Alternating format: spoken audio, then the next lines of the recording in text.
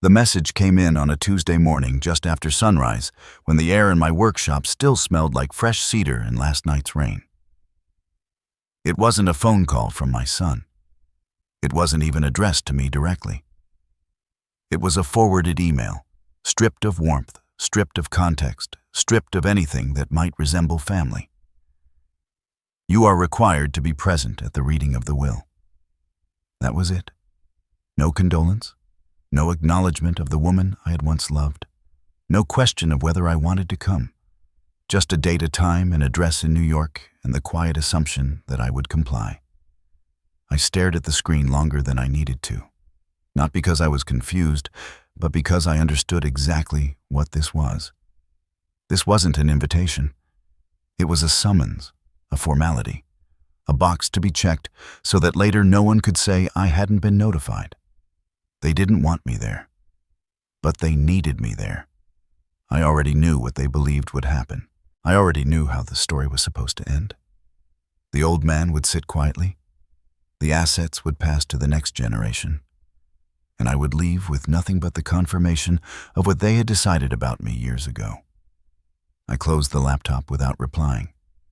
I didn't argue. I didn't ask questions. I didn't defend myself. I stayed silent. The workshop was still when I stood up, the kind of stillness you only notice after years of learning to live inside it. The long oak table bore the marks of my hands. Small nicks and grooves earned honestly over time. A half-finished chair waited in the corner, patient unfinished, like so many things in my life. At 70, my movements were slower, but they were steady. I knew where everything belonged. I knew who I was here. Texas had been good to me in a quiet way. Not kind, not generous, just fair. Wood doesn't lie. If you rush it, it splits. If you force it, it breaks. I'd learned to work with grain instead of against it. That lesson had come late, but it had stayed. Out here, no one cared who I used to be. The men who stopped by for custom work didn't ask about my past. They saw an old man with steady hands and a reasonable price, and that was enough. I was invisible in the way that feels almost peaceful once you stop fighting it. I wiped my hands on a rag and poured myself coffee that had gone lukewarm. The email sat unread now, but its weight hadn't gone anywhere. New York. The city I hadn't seen in decades. The world I had stepped away from so completely that most people assumed I'd simply failed and faded. They weren't entirely wrong. I had failed in all the ways that mattered to them. I hadn't stayed powerful. I hadn't remained visible. I hadn't fought to keep my seat at their tables. When my life turned, I'd let it turn without dragging anyone else down with me.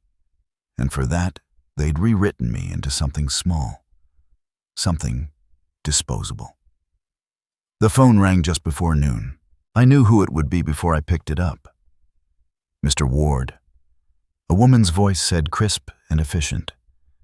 This is regarding the estate proceedings. We want to confirm your travel arrangements. Want was an interesting choice of word. I haven't made any yet, I said. There was a pause, brief but calculated. You'll need to be in New York by Friday morning. The reading will begin promptly at 10. And if I'm not... Another pause. Shorter this time. It would be unwise. I could almost hear her smile. Or maybe that was just my imagination filling in the gaps. Understood, I said. She thanked me and hung up without waiting for a response. I stood there with the phone in my hand, listening to the dead air. Somewhere in New York, my daughter-in-law was already certain of the outcome. I could picture her clearly, the way she carried herself, the way she spoke as if conclusions were facts and other people were inconveniences. She had never hidden what she thought of me. You'll get nothing. She hadn't said it yet, not out loud. But she would. She would make sure of that. I set the phone down gently, the way you do when you don't trust your hands. For a moment, I considered not going. I had no legal obligation to attend. I could stay right where I was, finish the chair, close the workshop at sunset, and let them distribute their fortunes without me. But silence had always been my shield. And this time, it needed to be deliberate. If I didn't go, they would control the story. They would say I was bitter or ashamed or too old to travel. They would decide what my absence meant, and they would be wrong in ways that mattered. So I opened the closet in my small bedroom and looked past the flannel shirts and worn jeans that had become my uniform. In the back, covered in a thin layer of dust, was a garment bag I hadn't touched in years. I didn't open it yet. I just stood there, one hand resting on the zipper, feeling the quiet weight of a life I'd folded away. I booked the flight that afternoon. One seat, no return date yet. That night I sat on the porch and watched the sun bleed out of the sky, the cicadas rising as the heat finally broke. I thought about the man they believed I was. The man who had been erased so completely that his presence at a will reading felt like a courtesy instead of a complication. They thought time had worn me down, that silence had emptied me, that stepping away had made me irrelevant. They were wrong about one thing. Silence doesn't erase you. Sometimes it preserves you. I woke before the sun, the way I always did, long before the heat settled into the walls and the world remembered it was supposed to be loud. My knees complained when I swung my legs over the side of the bed, a dull reminder that time had been keeping its own careful records. I waited a moment before standing, letting my breath even out, letting the room come into focus. The house was small, but it was mine. No echoes of old arguments, no expensive silence, just the quiet creak of wood that knew my weight and accepted it. I pulled on a shirt, buttoned it slowly, and moved toward the kitchen where yesterday's coffee waited in the pot. It tasted thin, but it did its job. Outside, the sky was still pale, stretched tight like canvas before the first stroke. I unlocked the workshop and stepped inside, breathing in the familiar mix of sawdust oil and old wood. This place understood me. It didn't ask where I'd been before. It didn't care what I'd lost. It only responded to patience and precision, and I could still give it both. I ran my hand along the edge of the work table, feeling the shallow cuts and dents left behind by years of use. Every mark had a story, but none of them demanded to be explained. I liked that. The chair in the corner waited where I'd left it, one leg still rough, another already sanded smooth. There was comfort in unfinished things. People in town knew me as Elias, the old carpenter who charged fair prices and didn't talk much. Some of them nodded when they passed. Some stopped to chat about weather or wood grain. None of them asked about my family. Either they assumed there wasn't one, or they'd learned not to dig where answers didn't want to surface. Around mid-morning, a pickup rolled in and parked near the door. Mrs. Dalton stepped out, careful and upright, holding a broken drawer front like it was something fragile. "Morning, Elias," she said. "Morning," I replied, taking the wood from her hands. She watched me examine the damage, her eyes flicking to my fingers. People always watched the hands. They wanted to know if they were still steady. "Can you fix it?" she asked. "I can," I said. She smiled, relieved. "My grandson said I should just buy a new one." I looked up at her. "Sometimes fixing what you have makes more sense." She nodded as if I'd said something larger than I meant to. She paid, thanked me, and left. Another small transaction, another quiet proof that I was still useful in ways that didn't show up on balance sheets or family trees. By noon, the sun had burned away the last of the morning calm. I closed the workshop for lunch and sat on the step out back eating a sandwich with my hands resting on my knees. A pair of kids rode past on bikes laughing. Life moved forward without checking who'd fallen behind.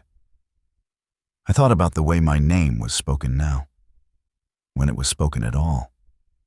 Not father, not husband, just Elias. Or worse, nothing. I hadn't been to a birthday in years.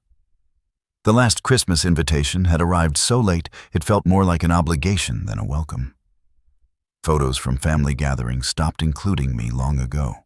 I'd seen them online once by accident, my son standing where I used to stand, his arm around his wife, smiling for a future I wasn't part of.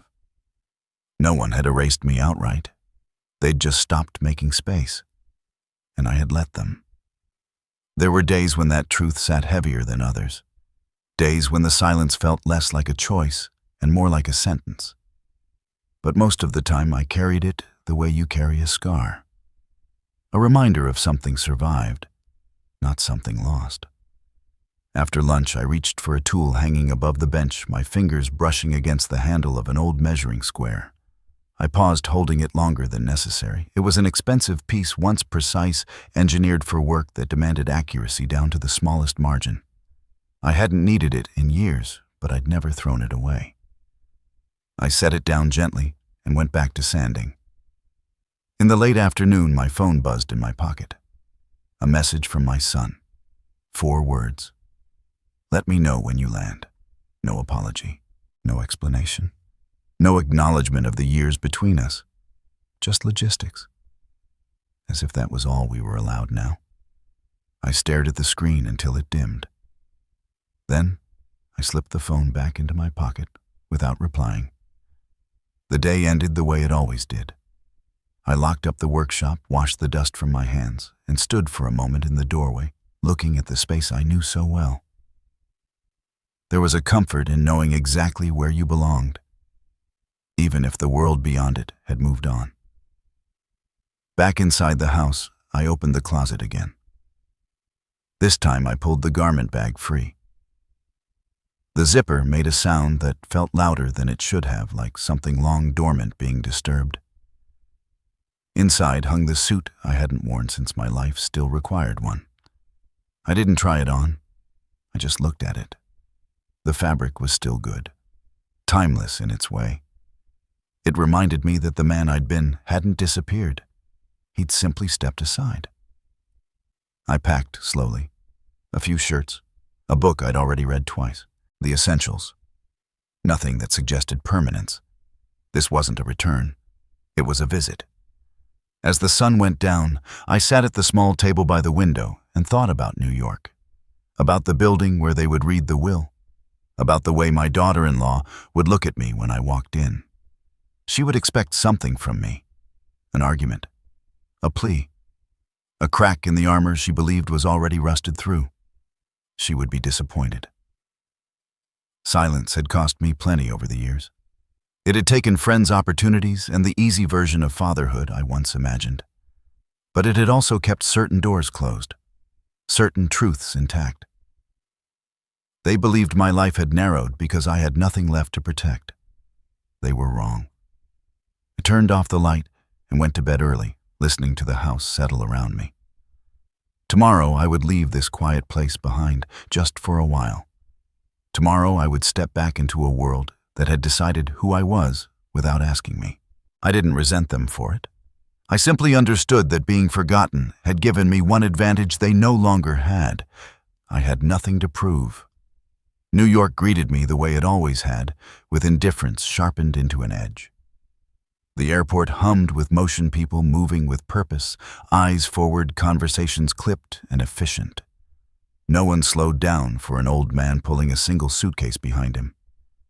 I blended into the current easily. That at least had not changed. The ride into the city felt like crossing a border I had once sworn never to cross again. Buildings rose higher, with every mile glass and steel stacked like monuments to ambition. I watched reflections slide across the window and thought about how long it had been since I'd last seen this skyline. Long enough for it to forget me completely. The car dropped me off in front of the building where the reading would take place. It stood exactly as I remembered places like this always did. Tall, polished, imposing in a way that wasn't meant to be admired so much as obeyed. The entrance doors gleamed, and the doorman nodded at me without curiosity. I was neither expected nor unexpected. Just another body passing through. Inside, the air was cooler, quieter. Marble underfoot, dark wood along the walls, a faint scent of something expensive and artificial. Spaces like this were designed to remind you of hierarchy without saying a word. I knew the language well. I had once spoken it fluently. At the reception desk, a young woman glanced up from her screen and then down at my name. Her expression flickered uncertain, then settled into practiced neutrality. She gestured toward the seating area without asking me to confirm anything. They knew I was coming. They just hadn't prepared for the inconvenience of acknowledging it. I sat where I was told. The chair was firm, immaculate, uncomfortable in the way luxury often is. People passed through the lobby, their voices low, their laughter restrained. Somewhere above me, decisions were already being rehearsed. I didn't have to wait long. She appeared as if summoned by my presence, heels clicking lightly against the floor, posture straight, expression composed. My daughter-in-law looked exactly as I expected.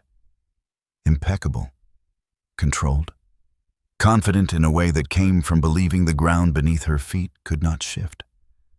She stopped a few steps away from me and looked me over slowly, as if confirming something she already knew. Her smile was thin, polite, entirely empty. "You made it," she said. "I did," I replied. She nodded once satisfied and turned slightly so that others nearby could hear. "Good. We can proceed then." It wasn't a welcome, it was a declaration. As we walked toward the private conference room, she spoke in a voice that carried without effort. "I'll be direct," she said, not looking at me. "There's no reason for confusion later." I didn't respond. She glanced back just briefly, as if checking whether I would interrupt. When I didn't, her smile sharpened. "You won't be receiving anything," she said. "From the will, I mean." The words landed cleanly without drama, spoken as fact rather than cruelty. A few people within earshot slowed their steps. I could feel a tension pulling toward us, subtle but undeniable. "I wanted to make that clear now," she continued, "so there aren't any misunderstandings." I stopped walking. She turned annoyed, then composed herself when she realized I wasn't about to argue. I met her eyes and held them, letting the silence stretch just long enough to be uncomfortable. "Understood," I said. That was all. Something flickered behind her expression. Not doubt, not fear, something closer to irritation. She had expected resistance, a protest, a reminder of my role, my history, my claim. My silence denied her all of it. She recovered quickly. "Good," she said. "Then we're aligned." We entered the room where the reading would take place. A long table dominated the space chairs, arranged with careful intention. Her seat was at the center naturally. Mine was off to the side near the end, close enough to be seen, far enough to be ignored. Others filtered in, family members, legal staff, familiar faces that looked past me or offered nods so brief they barely counted. No one sat beside me. The empty chairs on either side felt deliberate. My son arrived last. He hesitated when he saw me, his expression unreadable. For a moment I thought he might come over. Say something, anything. But my daughter-in-law touched his arm lightly, and he followed her lead without a word. He took his seat next to her. That more than anything, she'd said, settled something inside me. The lawyer entered, carrying a thick folder, his demeanor calm, professional, distant. He acknowledged the room, explained the process, outlined the formalities. His voice filled the space evenly, as if this were any other meeting, as if lives weren't about to be rearranged with a few sentences. I watched my daughter-in-law as he spoke. She leaned back slightly, relaxed, her confidence now fully unguarded. This was her territory, her moment. She had orchestrated it carefully, down to the placement of chairs and the timing of words spoken in hallways. She glanced at me once more, her eyes cool, assessing. I imagined she saw what she wanted to see. An old man out of place, a formality nearing its end. I thought about correcting her, about reminding her of things she didn't know, about reclaiming space I had once occupied with ease. Instead, I folded my hands on the table and waited. The room quieted as the lawyer prepared to begin. Papers were arranged, glasses adjusted. A few final whispers died out. I became aware of my own breathing, steady and controlled, of the weight of the chair beneath me, of the fact that every expectation in the room pointed in one direction and none of them included me. That was fine. I had not come to be included.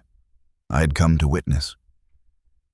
As the lawyer cleared his throat and looked down at the first page, I caught my daughter-in-law watching me again, her confidence absolute. She believed this was the end of something, a final confirmation of who mattered and who didn't. She believed silence was the same as surrender. I looked back at her, my expression neutral, my posture unchanged. I offered her nothing to react to, nothing to twist, nothing to weaponize. The silence settled in around us, heavy and expectant. They thought the story was already written.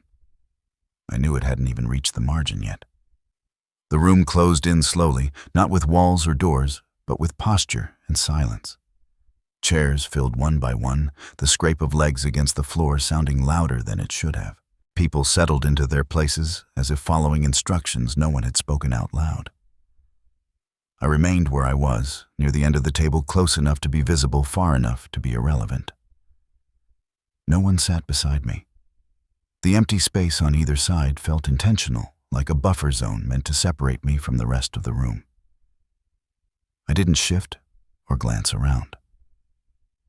I let the absence speak for itself. The lawyer stood at the head of the table, adjusting his glasses, arranging papers with careful precision. He had the look of a man accustomed to control, not power, but process. His suit was understated, his movements efficient. When he finally spoke, his voice carried the calm authority of someone who believed deeply in rules and the comfort they provided.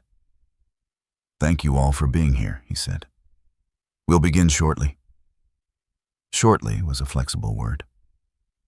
He took his time explaining procedures, outlining expectations, reminding everyone that interruptions would not be tolerated. It wasn't a warning, so much as a reinforcement of order. I listened without reacting, aware of how easily rules could be used to strip moments of humanity. Across the table, my daughter-in-law sat comfortably, one arm resting along the chair, her fingers lightly touching the polished surface. She looked relaxed, almost bored, as if the outcome had already been settled, and this was merely a performance for appearances. She spoke quietly to someone beside her, smiling, laughing once under her breath. She didn't look at me again. That too felt deliberate. The lawyer finally began. He opened the folder, his eyes scanning the first page before he spoke. Names were read, titles acknowledged, formalities observed. Each word landed with measured neutrality, stripped of emotion. This wasn't a family moment. It was a transaction. I became aware of being watched, not openly, not kindly, but with the kind of curiosity reserved for something expected to react. A few glances flicked in my direction when my name was mentioned in passing, not yet tied to anything meaningful, just acknowledged as a presence. My daughter-in-law's smile widened slightly. The room seemed to lean forward collectively, waiting for something uncomfortable. I could feel it in the tightening of shoulders, the subtle shift of weight in chairs. They expected embarrassment, a protest, a visible crack. I gave them none of it. I focused instead on my hands, folded neatly in front of me. They were older now, veins more pronounced, skin thinner than it used to be, still steady, still capable. I reminded myself of that as the lawyer continued, his voice steady, his tone unchanged. Assets were mentioned, properties, accounts, responsibilities. Each item reinforced what everyone already believed: that the center of gravity sat firmly across from me, that I was peripheral. My son avoided looking at me. I noticed that more than I expected to.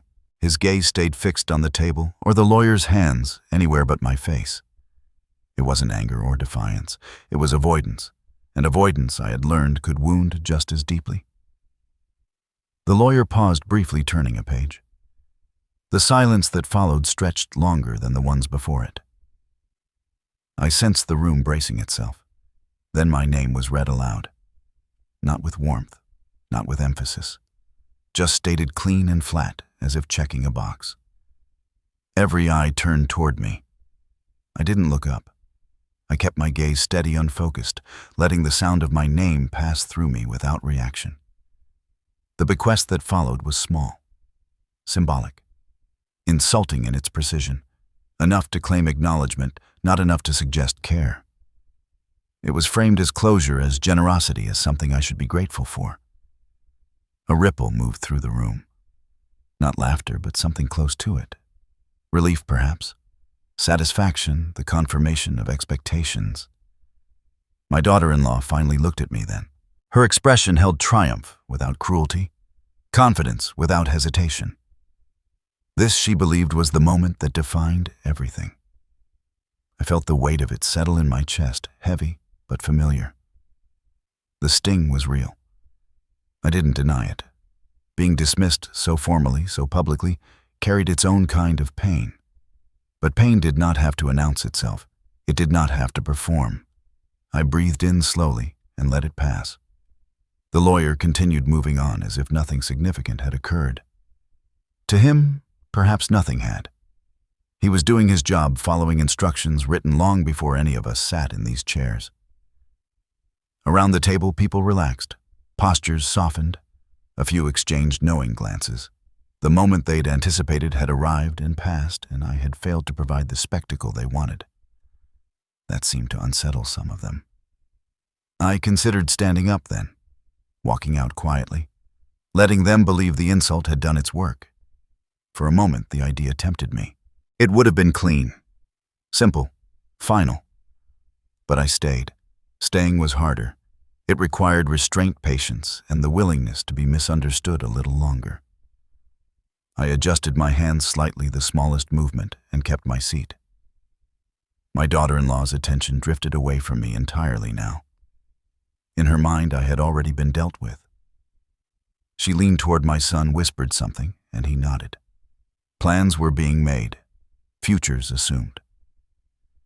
The lawyer reached the end of the main document and closed the folder halfway, not fully. I noticed that detail immediately, the way his fingers hesitated, the way he glanced down again as if confirming something. The room didn't notice. They were already moving on, emotionally, already categorizing the moment as finished. The lawyer cleared his throat. Before we conclude, he said, there are additional matters to address. My daughter-in-law stiffened just slightly. It was subtle, but I saw it. The first crack in her composure. Procedural, the lawyer added almost reassuringly. She nodded, forcing a smile back into place. Procedural meant safe, predictable, harmless. I remained still, my attention sharpened, now senses alert. I felt something shift, not dramatically, but enough to register. The air in the room grew denser, as if it were waiting. The lawyer adjusted the stack of papers again, separating a thinner set from the rest. He didn't speak immediately. He read silently for a moment, his brow furrowing just enough to suggest care. No one spoke. The silence stretched heavier this time, no longer comfortable. A few people shifted in their chairs. Someone coughed softly. I didn't move. I had learned long ago that silence could be a mirror. It reflected back what others were unwilling to face. As the lawyer lifted his eyes from the page, I felt a quiet certainty settle over me. Whatever was coming next, it had been waiting longer than this room, longer than this moment. They had wanted humiliation. They had designed it carefully down to the smallest detail. I had let it happen. Now I waited to see what else they had forgotten. The lawyer resumed reading, as if nothing extraordinary had occurred. His voice smooth and even, each word landing with the same measured weight. Names were called, assets assigned, responsibilities transferred with clinical precision. Properties, accounts, interests, each one moved neatly from paper into the future someone else had already imagined. With every bequest, the atmosphere in the room grew lighter for everyone except me. I could feel it in the way shoulders loosened, in the quiet confidence that settled across the table. This was the part they enjoyed. The confirmation. The reassurance that the world still worked the way they believed it should.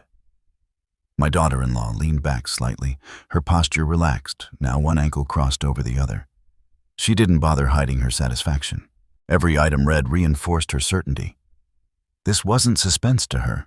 It was validation. I stayed where I was, listening, absorbing, letting the words pass through me without reaction. There was a discipline to it, a kind of stillness I'd learned the hard way. When you know what's coming, anticipation becomes quieter, sharper. Eventually, the lawyer paused again. He turned a page, adjusted his glasses, and spoke my name. The sound carried farther than it should have. Conversation stopped. Breaths held. Even the faint hum of the city outside seemed to recede. This was the moment they had all been waiting for. The lawyer read the bequest assigned to me. It was small, intentionally so. An amount chosen not to support, not to honor, but to close the door while pretending it had never been slammed. Enough to say I had been considered. Not enough to suggest I mattered. For a fraction of a second, the room seemed to lean toward me as if expecting a reaction. A protest. A crack in composure. My daughter-in-law watched closely, now her eyes bright with anticipation. This was her victory lap. The final proof that her assessment of me had been correct all along. I felt the weight of it settle in my chest, heavy and unmistakable. The humiliation was real. Being dismissed so publicly, so deliberately, carried its own quiet violence. Memories stirred unwanted of years spent standing aside of choices made, without recognition of a life gradually rewritten by people who had never bothered to ask why. But I didn't move. I didn't look up. I didn't clear my throat or shift in my chair. I let the moment pass through me, acknowledged but unperformed. Pain didn't need an audience. The lawyer continued his tone unchanged, already moving on. To him, this was just another clause, another line in a document filled with them. He didn't linger. He didn't apologize. The process did not require compassion. Around the table, reactions rippled quietly. Some people exchanged glances. Others looked away, relieved that the discomfort had been brief and manageable. No one objected. No one questioned whether it was fair. Silence once again did its work. My daughter-in-law smiled openly. Now her victory complete. She leaned toward my son and whispered something I couldn't hear. He nodded, his face tight, his eyes still avoiding mine. Whatever they were planning, it no longer included me. In their minds, I had already exited the story. I considered standing up. The impulse was strong, sudden. To gather my coat, nod politely, and walk out without another word. It would have been easy. Clean. They would have watched me leave and told themselves whatever story made them most comfortable. But I stayed. I stayed because leaving would have given them closure. And I wasn't ready to offer that yet. I folded my hands more carefully on the table, the small adjustment drawing a few confused glances. The lawyer noticed it just briefly, then returned to his reading. He reached the end of the main document and closed the folder completely this time. A sense of finality settled over the room. Chairs shifted. People exhaled. The moment they believed had passed. My daughter-in-law straightened, already preparing herself for the next phase of ownership. In her mind, the important work was done. What remained was administrative. The lawyer didn't stand. That was the first sign.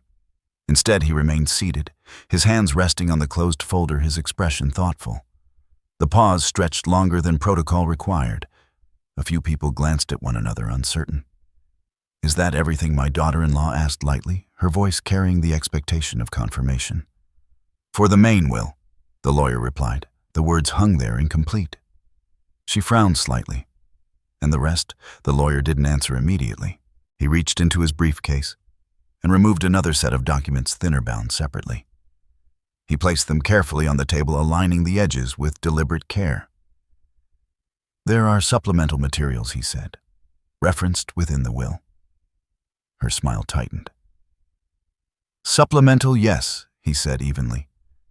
"They are legally binding." The room shifted. The relaxed confidence that had settled moments earlier began to erode, replaced by something more tentative. People leaned forward again, interest returning, though now tinged with uncertainty. I felt it too. Not surprise, but recognition. The quiet confirmation that the moment I had been waiting for was approaching. My daughter-in-law glanced at me, then just once. Her expression was different now. Not triumphant, not cruel, simply calculating. She was reassessing, searching for angles she might have missed. I met her gaze briefly and then looked away. I had no interest in offering reassurance. The lawyer cleared his throat. Before proceeding, he said, "I want to emphasize that these documents were prepared with care and foresight. They are to be read in full." A few people shifted uncomfortably. Someone coughed. The room had lost its easy certainty. My daughter-in-law opened her mouth as if to speak, then thought better of it. She leaned back again, though the confidence in her posture had thinned. Whatever this was, she hadn't anticipated it. And that unsettled her more than the insult she'd just delivered had unsettled me. I remained still, my breathing steady, my attention focused. The humiliation I'd endured moments earlier felt distant now, almost irrelevant. It had served its purpose. It had confirmed exactly how thoroughly I had been underestimated. The lawyer placed one hand on the supplemental documents and looked around the room. "We will continue," he said. No one objected. No one left. The silence that followed was different from the ones before it. Heavier, charged, no longer comfortable. I felt a strange calm settle over me, deeper than relief, deeper than vindication. This was the part that required patience. This was where silence stopped being endurance and became leverage. My daughter-in-law watched the lawyer closely, now her attention no longer on me. She believed the danger lay in paperwork, in language, in technicalities. She didn't yet understand where the real threat came from. I adjusted my hands once more, the smallest movement, and waited. They thought the insult had ended the story. It hadn't. No one moved when the lawyer finished speaking. The silence that followed wasn't respectful or reflective. It was confused. People glanced at one another, uncertain whether this was an intentional pause or an awkward delay. Chairs creaked as a few shifted, testing the moment, but no one stood. My daughter-in-law was the first to recover. She smoothed the front of her jacket and leaned forward slightly, the picture of polite authority. In her mind, the matter was settled. Whatever remained was administrative detail, nothing more. "Well," she said lightly, "if that concludes." The lawyer raised one hand, not sharply, but firmly enough to stop her mid-sentence. He didn't look at her when he spoke. His eyes remained on the documents in front of him. "We are not finished," he said. The words changed the air in the room. People sat back again. Someone near the end of the table crossed their arms. My son glanced toward his wife, confusion flickering across his face. The relaxed certainty from moments earlier was gone, replaced by an uneasy awareness that something had been misjudged. I remained still, my hands folded, my attention fixed on the lawyer. I felt no satisfaction yet, only focus. This was the space where mistakes were made, where impatience betrayed people who believed the outcome already belonged to them. The lawyer adjusted the supplemental documents, aligning them with deliberate care. He read silently for a moment, his brow tightening just enough to suggest concentration. It wasn't hesitation. It was verification, the kind of pause that comes when procedure matters. My daughter-in-law noticed it too. Her fingers tapped once against the table before she stopped herself. The confidence she'd worn so easily earlier had thinned. She was alert now, calculating. "What exactly are these materials?" she asked, her tone measured, professional. "Attachments," the lawyer replied. "Prepared alongside the will. Properly executed. Referenced explicitly. And their relevance," he looked up then, meeting her gaze evenly. "They are integral." A faint ripple moved through the room. People leaned forward again, interest returning though, now edged with concern. This wasn't the clean ending they'd expected. I felt a calm settle deeper into my chest. Not relief, not anticipation, recognition. I had lived long enough to know the difference between chaos and control. This was control, quiet, methodical, unavoidable. The lawyer cleared his throat and addressed the room. Before I proceed, I want to clarify something, he said. These documents are not commentary. They are instructions. My daughter-in-law's jaw tightened almost imperceptibly. Instructions meant obligation. It meant authority that didn't answer to confidence or expectation. She opened her mouth to respond, then closed it again. Whatever she'd planned to say, she reconsidered. I took a slow breath and let it out evenly. My heart rate remained steady. The humiliation I'd endured moments earlier felt distant now, like something that had happened to another man. It had served its purpose. It had shown me exactly how deeply they believed they understood me. The lawyer flipped to the first page of the attachments, his finger tracing a line as he read silently. The room waited suspended in the space between assumption and reality. I remembered another moment like this years ago when waiting had mattered more than speaking. When timing had been the only leverage available. I had learned then that silence wasn't absence. It was containment. My daughter-in-law shifted in her chair, her posture no longer relaxed. She glanced at my son, then back at the lawyer. Her control of the room was slipping, not dramatically, but enough to notice, enough to unsettle her. "What is the nature of these instructions?" she asked, a sharper edge creeping into her voice. The lawyer didn't answer immediately. He turned another page, scanning, confirming. "They concern authority," he said finally. The word landed heavily. Authority was supposed to belong to her. That belief had guided every move she'd made that morning, every smirk, every dismissive glance, every certainty. Across the table, someone shifted uncomfortably. Another person cleared their throat. The room felt smaller now. The walls closer, the stakes suddenly more tangible. I watched my daughter-in-law carefully. For the first time since I'd arrived, she looked uncertain, not panicked, not afraid, but aware that the ground beneath her feet might not be as solid as she'd assumed.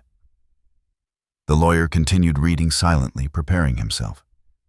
He straightened the stack of papers one final time and then looked up, his expression composed, professional, and unmistakably serious. "These instructions are accompanied by a personal letter," he said, "written by the decedent." My daughter-in-law exhaled, visibly relieved.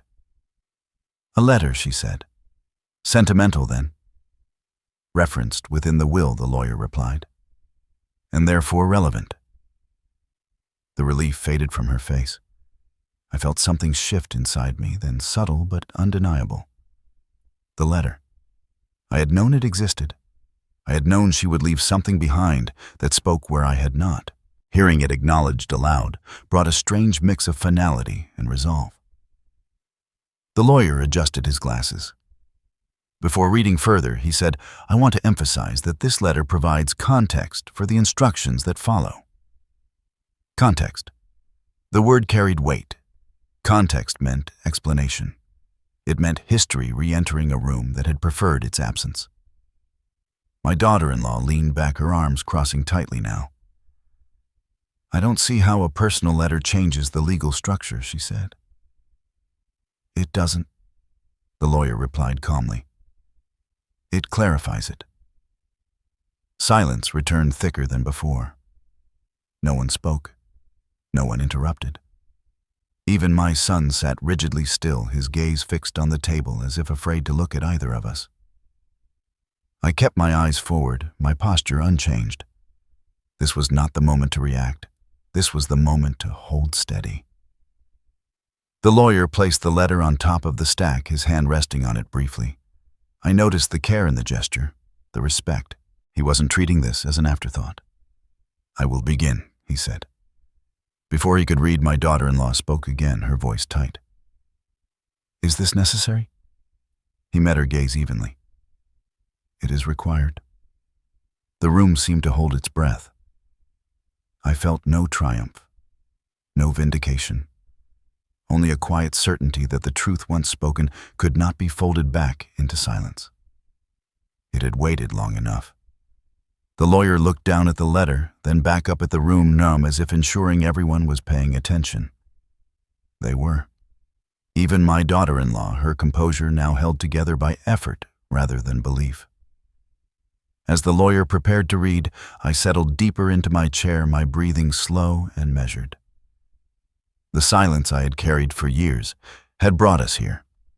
Now it was about to speak for itself. The lawyer's voice changed as soon as he began to read. It slowed, deepened, carried a weight that hadn't been there before. This was no longer procedural. This was personal, and everyone in the room felt it immediately. The letter opened without pleasantries, no greetings, no softening language. It was written the way she had always spoken when something mattered. Direct, precise, unapologetic. She wrote about truth first, not love, not regret. Truth. As her words filled the room, I felt a strange stillness settle over me. Hearing her voice again, even filtered through another man's mouth, carried me back in ways I hadn't expected. The cadence was unmistakable. Calm on the surface, resolute beneath it. She had always known when to stop explaining. My daughter-in-law shifted in her chair almost immediately. She crossed and uncrossed her legs, her fingers tightening around the armrest. This wasn't the sentimental note she had dismissed a moment earlier. This was something else. The letter spoke of years long past, of decisions made quietly, without witnesses. It addressed the story that had been told about my absence, about my withdrawal from public life, about my supposed failure. And then line by line, it dismantled that story. She wrote that I had not stepped away because I was weak. I had stepped away because someone had to. A ripple moved through the room. I felt it without looking. The collective shift of people realizing they were hearing something that did not fit the version of events they had accepted so easily. My son's head lifted slightly. Just enough. The lawyer continued, his voice steady, but careful now, as if he understood the gravity of what he was carrying. The letter described a crisis that had threatened to consume everything she had built. Legal exposure, financial ruin, consequences that would have reached far beyond balance sheets and headlines. She wrote that the company would not have survived the scrutiny. Neither would our family. My hands remained folded, but my fingers tightened slightly against each other. The memories surfaced despite my efforts to keep them buried. Long nights. Conversations whispered behind closed doors. The understanding that someone would have to stand in front of the damage so others could walk away untouched. She wrote that I had volunteered. A sharp intake of breath sounded somewhere down the table. Someone else shifted in their chair. The room was no longer neutral. It was listening now, actively, uncomfortably. The letter made it clear that my silence had not been cowardice. It had been protection. Speaking would have exposed her, the company, and most importantly, our son. So I had said nothing. I had taken the narrative that followed and let it harden around me like armor. I did not look at my son. I didn't need to. I could feel his attention burning in my direction now, heavy and conflicted. My daughter-in-law leaned forward abruptly. "This is highly inappropriate," she said, her voice sharp, cutting through the air. "Personal history has no bearing on." The lawyer raised his hand again, firmer this time. "Please," he said, "do not interrupt." She stared at him, incredulous. For the first time since I'd arrived in New York, someone had openly refused her. The room watched closely, waiting to see how she would respond. She leaned back, lips pressed tight, her confidence beginning to fracture. The letter continued. She wrote about the cost of my decision, about the doors that closed quietly, about reputations that dissolved without explanation. She acknowledged that I had carried the consequences alone, that the world had been allowed to believe I had failed, because correcting it would have destroyed what remained. I felt my throat tighten just briefly, not from sadness, from recognition, from having something named that I had never bothered to defend. Around the table, faces had changed. There was no satisfaction now, no indulgent certainty, only unease. My son looked at me fully for the first time. His expression was strained, his jaw tight, as if he were trying to reconcile the man he thought he knew with the one being described. The letter stated plainly that my silence had been intentional, strategic, and necessary, that it had saved what could be saved, and that it had cost me everything else. My daughter-in-law tried again. "This letter is irrelevant," she said, though the conviction had drained from her voice. "It's emotional. It doesn't change the law." The lawyer didn't look at her. "The law references it," he said, "and the instructions that follow are based on it." Her composure slipped then visibly. She adjusted her jacket, smoothed her hair, small gestures of control that no longer quite worked. She had built her authority on certainty, and certainty was evaporating in front of her. The letter shifted then from explanation to intention. She wrote that she had anticipated this moment, that she had known how easily narratives could be manipulated once she was gone, that she had prepared accordingly. I felt something settle inside me. Not surprise, confirmation. She had always planned several steps ahead, even when it came to her own absence. The room grew impossibly quiet. Even the city noise beyond the windows seemed to dull, as if the world itself were listening. The lawyer finished reading the letter, but did not move on. He let the silence sit heavy and unavoidable. No one spoke. No one dared to. My daughter-in-law stared at the table, now her hands clenched together. Whatever strategy she had walked in with had collapsed entirely. This was not a battle she had prepared for. I remained still, my face unreadable. This was not my moment to react. It had never been. The truth did not require performance. It only required witness. Finally, the lawyer spoke again. "The letter concludes," he said, "by directing attention to the legal instructions that accompany it." My daughter-in-law looked up sharply. Panic flickered across her features, brief but unmistakable. She opened her mouth, then closed it again, as if realizing too late that words would not save her now. The lawyer placed the letter carefully back on the table and lifted the remaining documents. His expression was solemn, focused. "These instructions," he said, "are not symbolic. They are operative." The room leaned forward collectively. Whatever assumptions remained were dying quickly now. I felt a deep calm take hold of me, heavier and steadier than anything I'd felt all day. The humiliation from earlier felt distant, almost irrelevant. It had done its work. It had revealed exactly how deeply I had been underestimated. My daughter-in-law glanced at me again, her eyes searching my face for something she could still control. I gave her nothing. No anger, no triumph, no reassurance. The lawyer adjusted the stack of papers, preparing to continue. "What follows," he said, "concerns authority and control." The words landed like a verdict waiting to be finalized. I drew a slow breath and let it out evenly. I knew what was coming, not because I had memorized the language, but because I understood the design. The truth had entered the room. Law would follow. Silence had carried me this far. Now it was about to change everything. The room did not breathe after the letter ended. It held the words the way a body holds a shock, rigid and unsure of what to do next. I felt every eye shift, not toward me yet, but inward, as if each person were quietly recalculating the version of the past they had accepted without question. The lawyer did not rush to fill the silence. He let it sit respectful, deliberate. My daughter-in-law stared at the table, her hands clasped tightly together. The confidence that had carried her into the room now looked brittle, stretched thin by something she could not argue with or dismiss. As the quiet stretched, my mind moved backward, pulled by a force I had spent years keeping at bay. The sound of her words lingered in my head, and with them came memories I had learned to store, carefully labeled and sealed. I was younger then, still standing in rooms like this without thinking twice about whether I belonged. The company was growing fast, too fast. Success has a way of hiding its fractures until they split wide open. When the first signs appeared, most people wanted to ignore them. When ignoring them failed, they wanted someone else to stand in front of the damage. I remembered sitting across from her in a much smaller room. Papers spread between us, the future narrowing with every page we turned.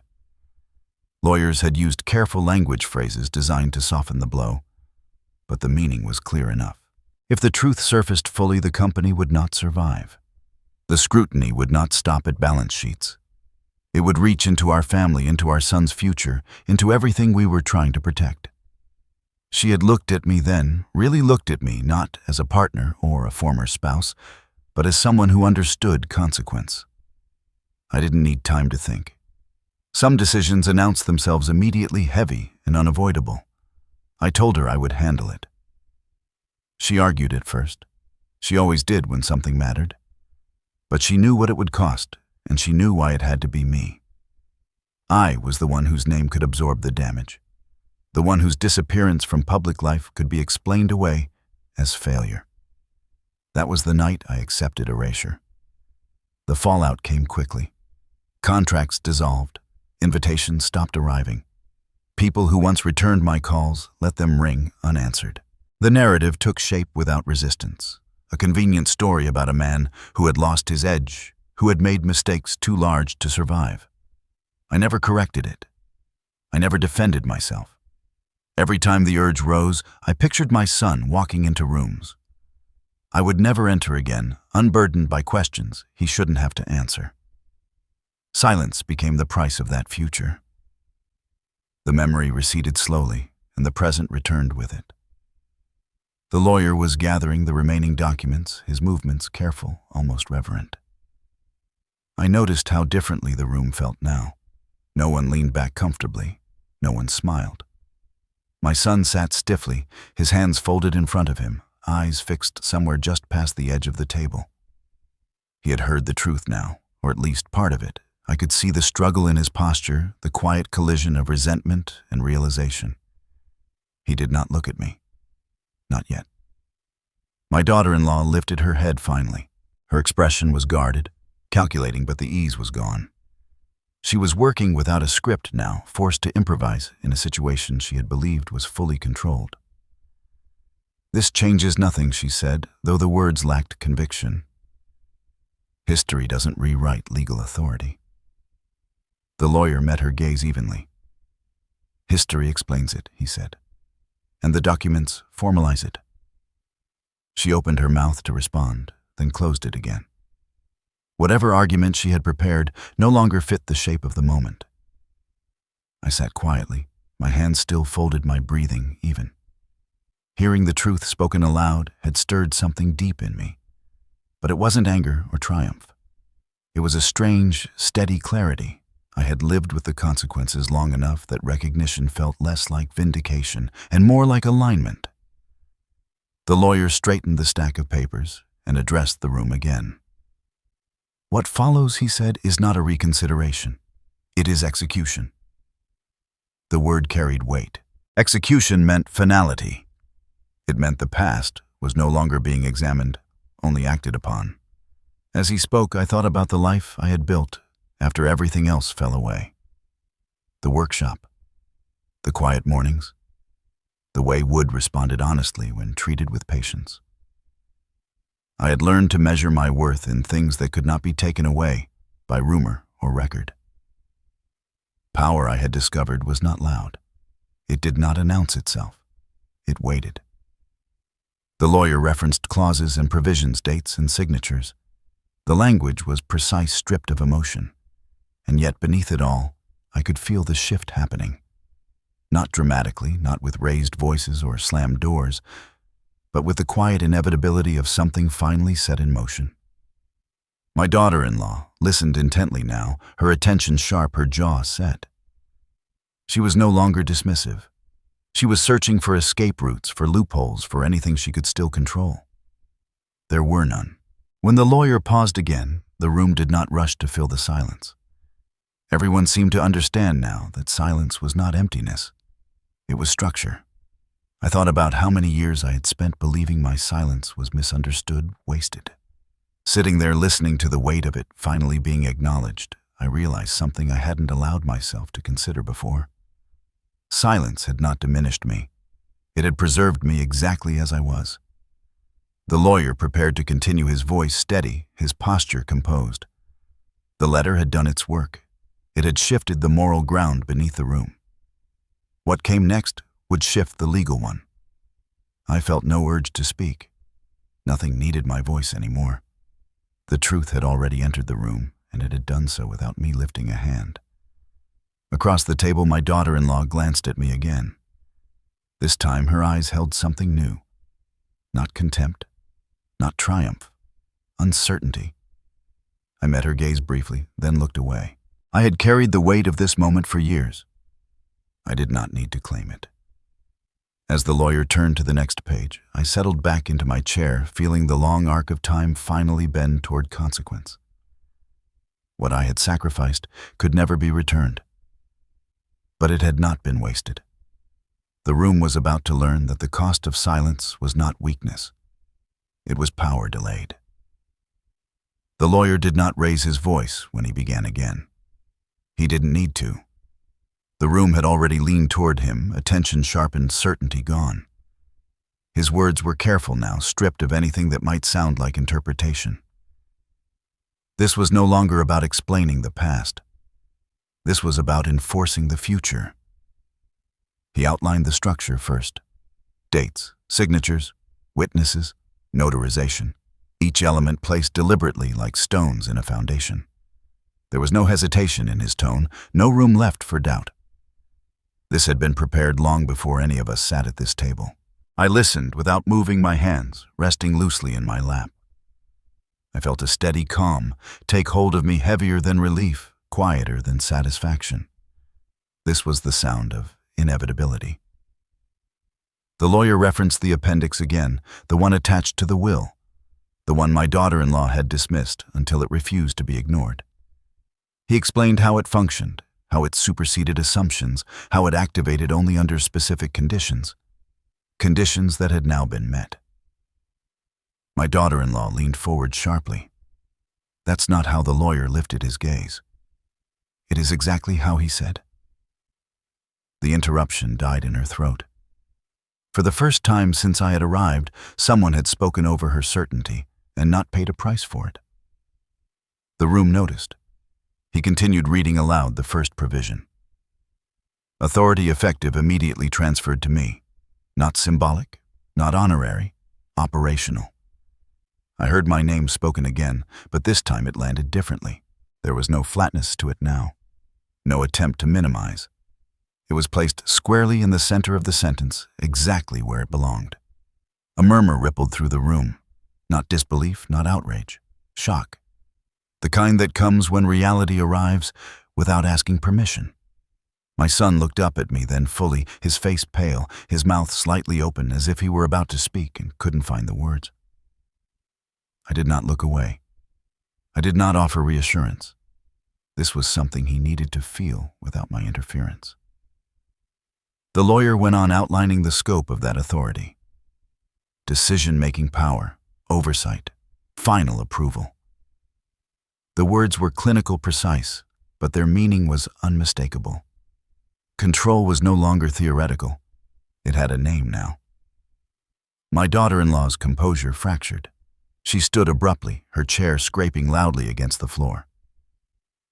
"This is outrageous," she said. "You can't just—" "You will sit down," the lawyer said calmly. The command landed harder than any raised voice could have. She hesitated, eyes darting around the room, searching for support that no longer existed. No one met her gaze. Slowly, stiffly she sat. The lawyer did not acknowledge the interruption further. He simply turned the page. The next provision removed any remaining ambiguity. Ownership, not shared, not conditional, transferred in full. The language was unyielding, the kind that had been designed to withstand challenge. I felt the weight of it settle over the room like a change in pressure. People shifted uncomfortably. Someone exhaled sharply. This was not a victory they could applaud. It was a reckoning they had not anticipated. My daughter-in-law shook her head, a small, frantic motion. "This isn't what she wanted," she said, though the protest sounded thin even to her own ears. The lawyer looked at her steadily. "It is precisely what she wanted," he replied. and it is documented accordingly. He cited clause after clause, each one reinforcing the last. There were no gaps, no loose threads. The plan had been built with the expectation of resistance, and it had accounted for it. I remained seated, my posture unchanged. The power moving toward me did not feel like something to be claimed. It felt like something to be accepted carefully, with restraint. The lawyer concluded the transfer by stating its finality. Effective immediately. No appeal within the scope of the will. Execution to proceed without delay. Silence followed. Not the awkward silence of confusion, but the heavy kind that comes when something irrevocable has been said aloud. My daughter-in-law stared at the table, her hands clenched so tightly her knuckles had gone white. The confidence that had carried her into the room had evaporated completely. What remained was calculation without leverage. My son looked between us, his expression torn. Whatever version of me he had believed in for years had just been dismantled. I could see the conflict in his eyes, the regret forming too late to be useful. The lawyer gathered the documents slowly, deliberately. "This concludes the reading," he said. "Further administrative steps will be communicated accordingly." No one moved. No one spoke. The room felt suspended, caught between what it had been and what it now was. I felt an unexpected stillness inside me. Not triumph, not vindication, just clarity. The power that had been denied to me for so long had returned without spectacle, without my asking for it. My daughter-in-law finally looked up at me. Her face had lost all color, her eyes wide and searching. She opened her mouth, then closed it again, as if realizing there was nothing left to say that would matter.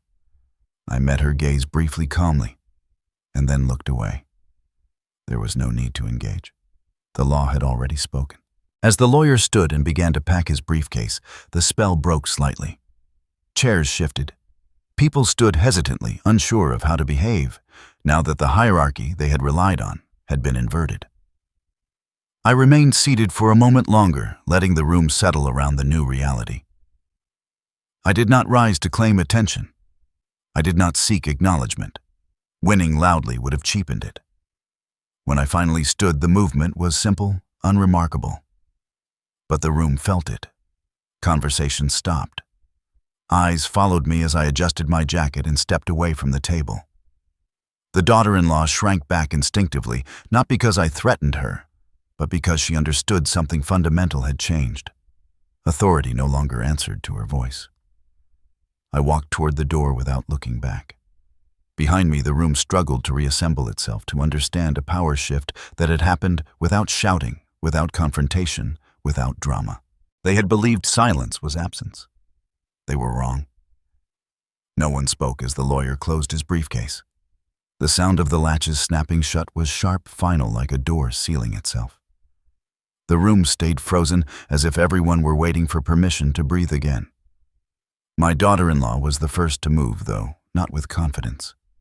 She stood too quickly, her chair scraping back in a way that drew every eye to her. The color had drained from her face, leaving her features tight and strained. For a moment she looked smaller, not in stature but in presence, as if the space no longer bent itself around her the way it once had. "There must be some misunderstanding," she said. Her voice pitched carefully brittle around the edges. "There are procedures. Reviews. You can't just, the authority is effective immediately," the lawyer said without raising his voice. He did not look at her as he spoke. "Any further discussion will take place through formal channels." She swallowed visibly. Her gaze flicked around the room, searching for alignment, for someone to step in to soften the blow. No one did. People avoided her eyes now the way they had avoided mine earlier. Power has a way of teaching people where not to look. I stood quietly near the end of the table, my hands relaxed at my sides. I felt no urge to speak, no desire to assert anything aloud. The silence that followed her protest did the work more efficiently than words ever could. My son rose slowly, his chair pushed back with care as if a sudden movement might make things worse. He looked at his wife, then at me. Uncertainty etched into every line of his face. He opened his mouth, closed it, then tried again. "Dad," he said, the word unfamiliar on his tongue. I didn't know." I nodded once. Not in forgiveness, not in dismissal, just acknowledgement. There would be time for the rest, or there wouldn't. Some truths don't resolve themselves immediately. The room began to shift, people standing in small clusters, conversations starting and stopping without direction. The certainty that had guided them into the meeting was gone. No one quite knew how to behave now that the expected outcome had been reversed so completely. My daughter-in-law tried again this time, approaching the lawyer directly. Her voice dropped, urgent but controlled. "We need to talk," she said. "There are implications you're not considering." He met her gaze evenly. All implications were considered when the documents were prepared. "That's not what I mean," she pressed. "This changes everything." "Yes," he replied. That was the point. She recoiled slightly, as if struck. The conversation ended there, not because she had nothing left to say, but because she had lost the power to make anyone listen. I watched her closely, not with satisfaction, but with clarity. This was not humiliation. This was exposure. The difference mattered. Humiliation seeks reaction. Exposure simply removes the mask and lets reality do the rest. She turned toward me, then her movements careful, deliberate, as if stepping onto unfamiliar ground. "Elias," she said, using my name for the first time that day, without irony. "We should speak privately." I considered her for a moment. The room seemed to hold its breath again, waiting to see what I would do, now that the balance had shifted so decisively. "There's nothing to discuss," I said calmly. Her eyes widened slightly. "Of course there is. This affects the family, the company. We need to be aligned." "We are aligned," I said, "just not in the way you expected." She stiffened, then forced a thin smile. "You don't have to do this," she said softly. "We can find a way forward that works for everyone." I looked at her steadily. "This is the way forward." The words were simple. They carried no threat. And that seemed to unsettle her more than anger would have. She took a step back, reassessing, recalibrating. For the first time, she was reacting instead of directing. The room noticed. People always do when control changes ends without announcement. My son stood nearby, his hands clasped together, his gaze moving between us. He looked older in that moment, burdened by realizations he hadn't prepared for. "Dad," he said again, quieter now. "Can we talk later?" "Yes," I said. That was all. No reassurance, no promises. Some conversations require space before they can begin. The lawyer approached me, then his manner professional but respectful. "I'll have my office contact you with the next steps," he said. "If you have any questions, I'll reach out if I do," I replied. He nodded, satisfied, and turned away. His role here was finished. What followed would unfold beyond this room, beyond this moment. My daughter-in-law remained standing rigid, her jaw set.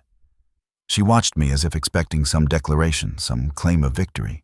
When none came, frustration flickered across her face. "You think this makes you powerful?" she said quietly, the edge returning to her voice. I met her gaze calm and unhurried. "No," I said. "It makes me responsible." The distinction landed hard. She had never understood the difference. Around us, the room slowly emptied. People murmured polite goodbyes, avoiding direct engagement, eager to leave a space where certainty had dissolved so abruptly. One by one, they filtered out, taking their reassessments with them. When only a handful remained, my daughter-in-law finally looked away. Her shoulders sagged just slightly, the effort of maintaining composure catching up with her. I felt no triumph watching it. Only a quiet recognition that power, when exercised without cruelty, leaves little room for argument. I gathered my coat from the back of the chair and slipped it on my movements, unhurried. The room no longer demanded anything from me. As I turned toward the door, I felt my daughter-in-law's gaze on my back. "This isn't over," she said. I paused just long enough to acknowledge the statement. It is, I replied. I didn't wait to see her reaction. I didn't need to. In the hallway outside, the noise of the building resumed footsteps, echoing phones, ringing, life continuing at its usual pace. I stood there for a moment, breathing in the ordinary air, letting the weight of the last hours settle into something manageable. The revenge she had expected had never come. There had been no outburst, no public reckoning delivered with raised voice or pointed finger. Instead, there had been something far more unsettling. Silence. Silence that had waited. Silence that had endured. Silence that in the end had spoken louder than anything else in that room. The room thinned out gradually, not all at once, but in hesitant waves. Legal staff moved first, efficient and detached, gathering papers and exchanging quiet confirmations. Then the extended family followed, offering polite nods that carried more caution than warmth. No one lingered. No one wanted to be the last to leave a space where certainty had collapsed so completely. I remained seated longer than necessary, my hands resting on the table that had held so many assumptions only minutes earlier. The silence now felt different. Not imposed, earned. I watched the doorway until the footsteps faded and the room belonged to no one in particular. My daughter-in-law stayed behind. I could sense her presence without looking. She always needed the last word, or at least the illusion of it. When she finally stepped closer, her movements were careful, measured, like someone approaching unfamiliar terrain. "Elias," she said, lowering her voice. "We need to talk." I turned to face her, not out of obligation, but courtesy. About what? She hesitated, recalibrating. The confidence she had once worn so easily now required effort. "About how this moves forward," she said. "There are realities to consider. Public perception, continuity. You know how these things work." "I do," I said. She nodded quickly, encouraged by the response. "Then you understand why this doesn't need to become adversarial." I studied her for a moment. Not with anger, not with satisfaction, just attention. She had spent years mistaking silence for absence, restraint for weakness. I wanted to be precise now, the way I had learned to be with wood. One wrong cut could split everything. "This was never adversarial," I said. Her brow furrowed. "You just took control of everything." I accepted responsibility," I corrected gently. "There's a difference." She straightened, bristling. "You could make this very difficult," she said. "For me. For all of us. I could." I agreed. The admission caught her off guard. She had expected denial, minimization. Instead, she found acknowledgement. Her eyes narrowed slightly, recalculating again. "Then don't," she said. "There's no need to punish anyone." "I'm not here to punish," I replied. "Then what are you here to do?" The question hung between us, heavier than it should have been. I answered it honestly, without embellishment. "To ensure what was built survives," I said, "and to make sure it isn't used to erase people again." She scoffed quietly. "You're talking about dignity now?" "Yes." The word seemed to irritate her more than any threat could have. Dignity didn't bend. It didn't negotiate. It couldn't be leveraged. She leaned back slightly, crossing her arms. "You don't owe anyone anything," she said. "Least of all me." "That's true," I replied. "But I owe myself clarity." She looked away, frustration flickering across her face. She had prepared for anger, for revenge, for a man desperate to reclaim something lost. She had not prepared for restraint. "There are things you could do," she said again, softer now. "Things that would remind people who's in charge." "I know," I said. "And you're choosing not to." "Yes." That answer unsettled her more than the transfer of power ever had. She stared at me, searching for something she could still influence. When she found nothing, her shoulders sagged slightly. "You think this makes you better than me?" she said. "No," I replied. "It makes me finished." She didn't respond. There was nothing left to argue. No ground to stand on. Slowly, she turned and walked toward the door, her heels clicking sharply against the floor, the sound carrying longer than it should have. When she was gone, my son approached. He stopped a few feet away, uncertain, as if crossing an invisible line might make things worse. "I didn't know," he said again, his voice rough. "I know," I replied. He swallowed. "I should have asked." "Yes," I said. The word wasn't sharp. It didn't need to be. He winced anyway. "I don't know how to fix this," he admitted. "You don't have to fix it today," I said. "Or tomorrow." He nodded slowly, absorbing that. Will you stay in touch?" I considered the question carefully. Not the words, but the intention behind them. "I'm not disappearing," I said. It wasn't forgiveness. It wasn't rejection. It was truth. He exhaled some of the tension, leaving his shoulders. "Okay," he said. "That's okay." He left shortly after glancing back once before stepping through the door. I watched him go, aware of the distance between us, but no longer crushed by it. Some bridges aren't rebuilt in a day. Some are reinforced quietly, piece by piece. Alone again, I gathered my belongings. The room felt ordinary now, stripped of its significance. Just a space where something had ended. I picked up my coat and folded it over my arm, pausing once more to look around. I thought about what I could do next, the calls I could make, the changes I could impose, the leverage I now held. Power invites imagination.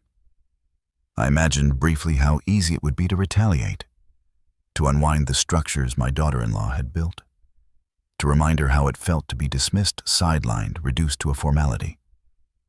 The thought passed without taking root. I had lived long enough to know that power used to wound, eventually wounds the hand that wields it. What she could never take from me was the ability to choose how I used what remained.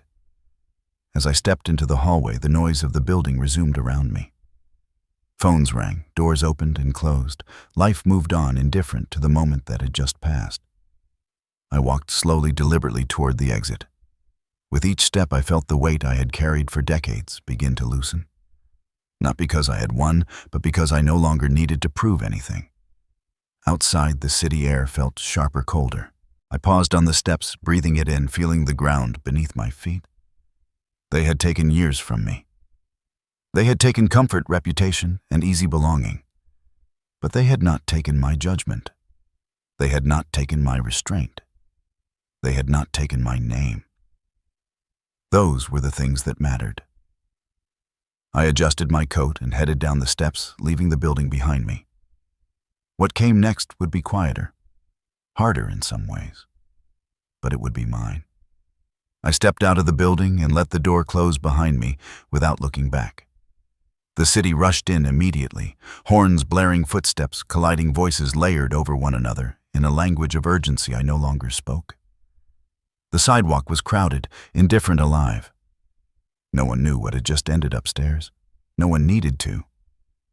I stood there for a moment longer than necessary, my hands tucked into the pockets of my coat, feeling the cold air settle into my lungs.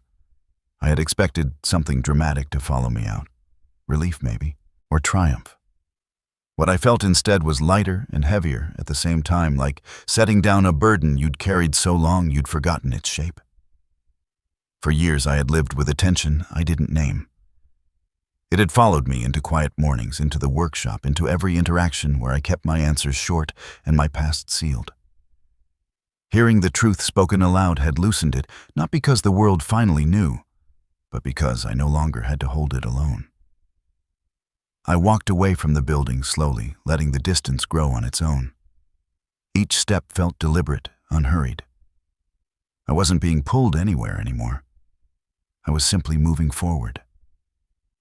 I thought about the years I couldn't reclaim, the holidays I hadn't been invited to, the birthdays that passed with silence, the photographs where I no longer existed. I didn't pretend those losses didn't matter. They did. Some absences leave marks that don't fade no matter how much time passes. But there were other things that had survived. My hands still steady, my judgment intact, my ability to choose what mattered and what didn't. I had learned to build a life without applause, without permission, without explanation. That hadn't been nothing. The money would come eventually. The paperwork, the meetings, the responsibility. I understood that clearly now. Wealth, I had learned, was not a reward. It was a weight one that required careful handling. It could not return what had been taken, and it could not substitute for dignity. What it could do was protect what remained. I crossed the street when the light changed and found myself walking without destination. The city felt less imposing than it had earlier that day. Not because it had changed, but because I had. I no longer needed to measure myself against it. For the first time in years, I felt fully present in my own life, not as a reaction to injustice, not as a quiet protest against being forgotten, but as a man who had reached the end of one long chapter and did not need to rush into the next. I thought about returning to Texas, about unlocking the workshop in the early morning, about the smell of wood and oil, the honesty of materials that responded only to patience. That place had never asked me who I used to be. It had accepted who I was. I realized then that I hadn't been invisible all those years. I had simply chosen where to be seen. The power I held now did not excite me. It steadied me. I understood its limits, and I respected them. The greatest victory I had gained was not control of assets or authority over others.